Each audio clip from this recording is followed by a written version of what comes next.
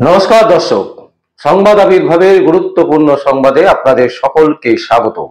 আমরা প্রত্যেক দিনের মতন আজকেও একটি বিশেষ এবং গুরুত্বপূর্ণ সংবাদ আপনাদের সামনে তুলে ধরব। দর্শক, আমরা যেটা দেখলাম যে 7 দিন পেরিয়ে যাওয়ার পর অনুব্রত মণ্ডল আজকে তিনি পুলিশের সাথে দেখা করার জন্য সেখানে পৌঁছেছেন। কিন্তু যে অনুব্রত মণ্ডল এত রকমের খিস্তি করলো, মা বাবা তুলে গালাগালি করলো আইসির বিরুদ্ধে, সেই সংবাদ পরিবেশন করার জন্য এবিপি আনন্দের মতন একটি সংবাদ মাধ্যম, সেই সংবাদ মাধ্যমের এডিটর সুমন দেকে, সিনিয়র এডিটর সুমন দেকে কড়া ভাষায় লিখে পাঠালেন, কি নোটিশ পাঠানো হলো যে এইভাবে আপনারা সংবাদ পরিবেশন করবেন না, এইভাবে সংবাদ পরিবেশন করা যাবে না।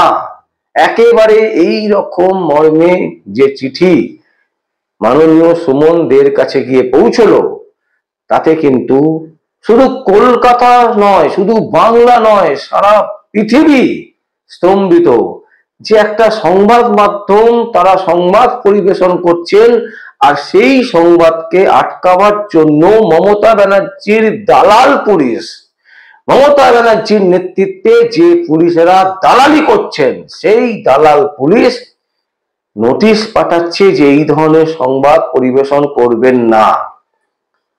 প্রশ্ন হচ্ছে কেন?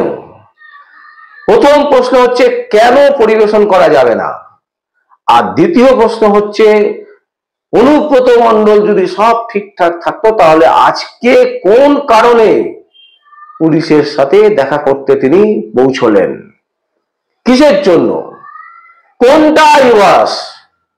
আমরা জানতে চাইছি, বাংলার প্রতিটি নাগরিক জানতে চাইছে যে অনুব্রত মণ্ডলের শরীর খারাপ, তিনি যেতে পারছেন না, তাকে দুবার ডাকা হয়েছে, তিনি যাননি। তিনি পরিষ্কার বলেছেন যে তিনি অসুস্থ, এবং সেই অসুস্থতার ছবি সারা ভারতবর্ষের মানুষ দেখেছে। তাহলে তিনি হঠাৎ করে আজকে কেন পৌঁছে গেলেন? আর পুলিশের পক্ষ থেকে সুমন দেকে এইভাবে কড়া নোটিশ পাঠাবার কারণটা কি? এইখানে কিন্তু শাসক মানে মুখ্যমন্ত্রী মমতা ব্যানার্জি কিন্তু লেজে গোবরে হয়ে গেছেন। মুখ্যমন্ত্রী মমতা ব্যানার্জি যেভাবে একের পর এক শিক্ষা ক্ষেত্রে দুর্নীতি বেরিয়ে এসছে, এবং প্রতিটি দুর্নীতির সাথে মুখ্যমন্ত্রী সরাসরি বা সরাসরি নয়, তিনি কিন্তু যুক্ত, শুধু প্রমাণ অপেক্ষায়, প্রমাণের অপেক্ষায়। প্রমাণ পাওয়া গেছে কিন্তু সিবিআই ইডি সেগুলোকে পেশ করছে না এখনো পর্যন্ত, এই রকমই কিন্তু একটা সূত্র দাবি করছে।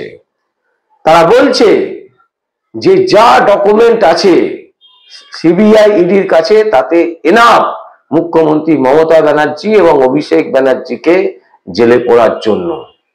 কিন্তু তারপরেও কেন ধীরে ধীরে এগোবার চেষ্টা করছে ইডি, সিবিআই এবং বিভিন্ন সরকারি যারা ইনভেস্টিগেশন অফিসার আছে তারা?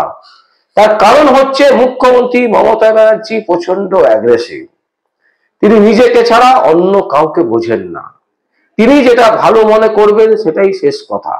এবং সেই কারণে তিনি তার নির্দেশে পুলিশের পক্ষ থেকে চিঠি চলে এলো কি যে এবিপি আনন্দের সম্পাদক খুব বার বেড়েছে আর কি, এত নিউজ, এইসব নিউজ দেখানো যাবে না।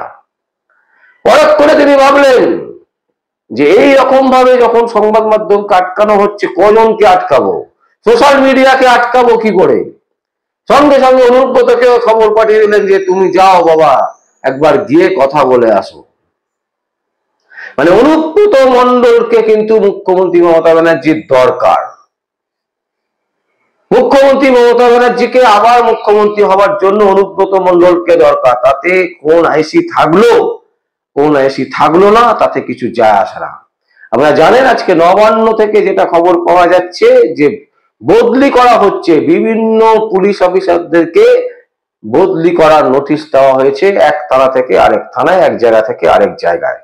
তার কারণ কি? কারণ হচ্ছে এখন বদলিটা এমন ভাবে টোকো, এমন ভাবে রেডি করো যাতে নির্বাচন কমিশন এসে যখন আবার বদলি করবে, যে যে জায়গাটা উনি চাইছিলেন, মুখ্যমন্ত্রী মমতা ব্যানার্জি যেখানে যেখানে চাইছিলেন যে যে অফিসার, দেখা যাবে সেখানে সেখানে সেই অফিসারই এসে পড়লো। কারণ নির্বাচন কমিশনও চাইবেন বদলি করতে, বিভিন্ন দপ্তরে বদলি করে দেবে, এক এক জায়গা থেকে আরেক জায়গায়, এক এলাকা থেকে আরেক এলাকায়। তো মুখ্যমন্ত্রী মমতা ব্যানার্জি কিন্তু এতটাই বিরক্ত রাজনীতিবিদ, এবং শুধু রাজনীতিবিদ না, তিনি এতটাই ন্যারো মাইন্ডের রাজনীতিবিদ, তিনি তার লাভের জন্য সবকিছু করতে পারেন। তাই আজকে অনুব্রত মণ্ডলকে আমরা দেখলাম যে তিনি পৌঁছে গেছেন, এখনো পর্যন্ত যা খবর তাতে করে কিন্তু কোন রকম অ্যারেস্ট হবার বা তাকে জেলে পড়ার কোনো সম্ভাবনা এই মুহূর্তে পর্যন্ত, আমরা যখন এই সংবাদ বানাচ্ছি তখন পর্যন্ত খবর নেই। কিন্তু প্রশ্ন হচ্ছে, তাকে আদর করে, তাকে জামাই করে রাখা হলো, অথচ এবিপি আনন্দকে নোটিশ পাঠিয়ে দেওয়া হলো পুলিশের পক্ষ থেকে। এই যে বিষয়, এই বিষয়গুলো কিন্তু অ্যাকচুয়ালি মুখ্যমন্ত্রী বুঝতে পারছেন না যে তার কতটা ইমেজ নষ্ট হয়েছে পশ্চিমবঙ্গের বুকে। পশ্চিমবঙ্গের বুকে তিনি সেদিনকে কয়েকদিন আগে বলেছিলেন, যেদিনকে প্রধানমন্ত্রী এসেছিলেন নরেন্দ্র মোদী, সেদিনকে নরেন্দ্র মোদীর ভাষণের পর তিনি পাল্টা ভাষণ দিতে গিয়ে একটা কথা বলেছেন যে তুমি এই মুহূর্তে নির্বাচন করো, দেখিয়ে দেবো তোমাকে। কিন্তু মুখ্যমন্ত্রী মমতা ব্যানার্জি বুঝতে পারছেন না এই মুহূর্তে কেন, আগামী দিনেও নির্বাচন যখনই হবে তৃণমূল কংগ্রেসের পরাজয় কিন্তু অনিবার্য হতে চলেছে। যদি ঠিকঠাক করে ভোট হয়, যদি সমস্ত কিছু সঠিকভাবে ভোট হয়, তাহলে মুখ্যমন্ত্রী মমতা ব্যানার্জির নেতৃত্বে যে তৃণমূল কংগ্রেস যে শাসন করছে, সেই তৃণমূল কংগ্রেস কিন্তু গোয়াহারা হারবে, এটা কিন্তু একেবারে স্পষ্ট।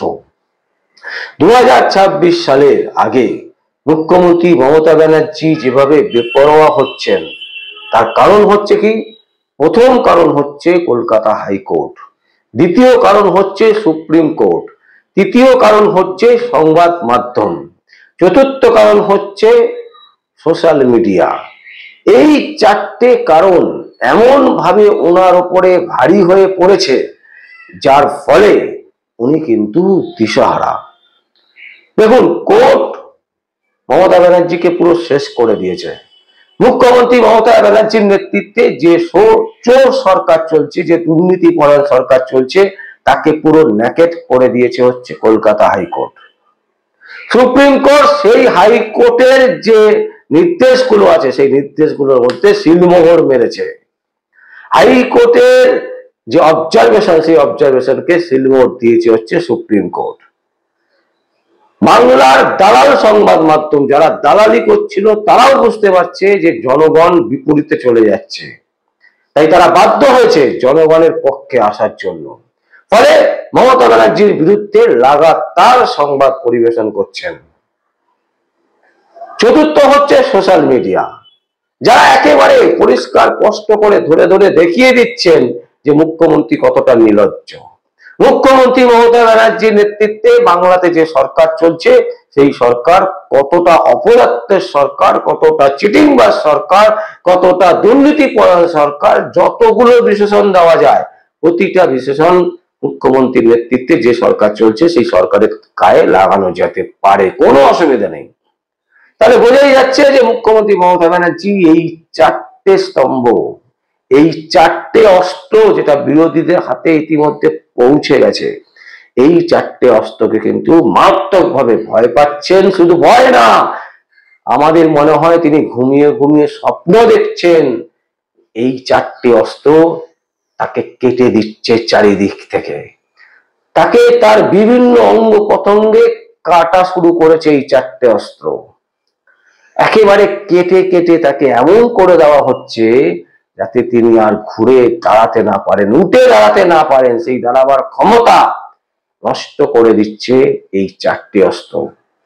এক হচ্ছে কলকাতা হাইকোর্ট, দুই হচ্ছে সুপ্রিম কোর্ট, তিন হচ্ছে মিডিয়া, ইলেকট্রনিক্স মিডিয়া এবং সংবাদ মাধ্যম, চার হচ্ছে সোশ্যাল মিডিয়া।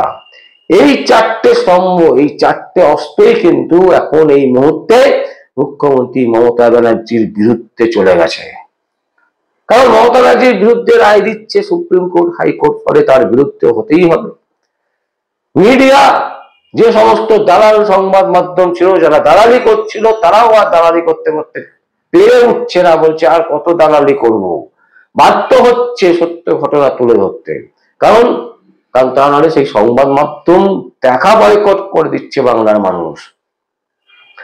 আর সোশ্যাল মিডিয়া যারা একেবারে দাঁতে দাঁত চেপে লাগাতার দেখিয়ে যাচ্ছে এই মুখ্যমন্ত্রী মমতা ব্যানার্জি কিভাবে নির্লজ্জতার পরিচয় দিচ্ছেন, কিভাবে হিংসতার পরিচয় দিচ্ছেন প্রতিদিন প্রতি মুহূর্তে, কিভাবে সংবাদ মাধ্যমকে আটকাবার চেষ্টা করছেন, কিভাবে একের পর এক শিক্ষাক্ষেত্রে দুর্নীতি করেছে, এই সমস্ত কিছু একেবারে খোল্লা প্রকাশ করে দিচ্ছে সোশ্যাল মিডিয়া। আর এরই ফলে বারবার করে মমতা ব্যানার্জি ভুল করছেন, আর সেই ভুলের মাসুল 2026-এ মুখ্যমন্ত্রী মমতা ব্যানার্জিকে দিতেই হবে।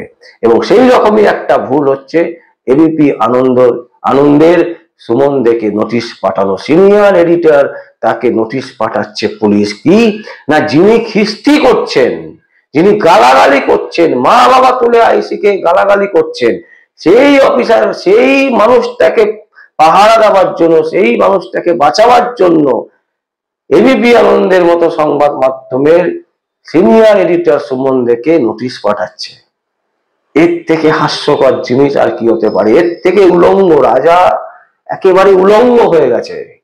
এখন শুধু দড়ি ধরে টান মারতে হবে, তাহলেই রাজা খান খান হয়ে যাবে। দড়ি ধরে মারো টান, রাজা হবে খান খান। সেই জায়গায় কিন্তু পৌঁছে গেছে পশ্চিমবঙ্গ। দর্শক, আমরা এই গুরুত্বপূর্ণ সংবাদ আপনাদের সামনে তুলে ধরলাম। আমরা এখনো পর্যন্ত জানি না অনুব্রতকে পুলিশ ছেড়ে দিয়েছে কি দেয়নি, বা তিনি চলে এসছেন কিনা, বেরিয়ে এসছেন কিনা। তবে সেই খবর যদি আমাদের কাছে আসে, আমরা অবশ্যই আপনাদেরকে সেই খবরও তুলে ধরবো। আর দর্শক, আপনাদের যদি কোনো কমেন্ট করার ইচ্ছা থাকে, অবশ্যই আপনারা কমেন্ট করবেন। আর দেখতে থাকুন পরবর্তী সংবাদ আবির্ভাবে। আমার নাম বিশ্বজিৎ পাল, সংবাদ আবির্ভাবের জন্য।